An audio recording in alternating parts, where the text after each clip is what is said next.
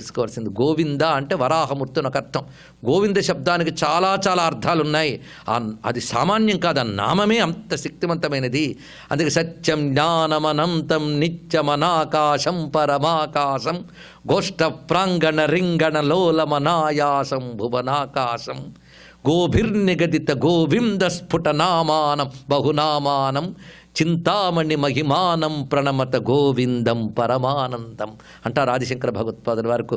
ఆయనకి ఎంత ఇష్టమో ఆ గోవింద శబ్దం. ఏదో ఉందండి గోవింద శబ్దం, ఎంత శక్తివంతమైన నామం ఇది. గోవిందేతి సదా స్నానం, గోవిందేతి సదా జపం. నిరంతరం గోవిందనామం చేస్తూ ఉంటే అదే పుణ్యస్నానం, అదే జపం. అందుకే భజ గోవిందం భజ గోవిందం గోవిందం భజ మూఢమతే. ఎన్ని నామాలు ఉంటూ ఉంటాయి, ఇదే ఇష్టం ఆ శంకరుల వారికి. అంత రమ్యమైన నామం గోవింద.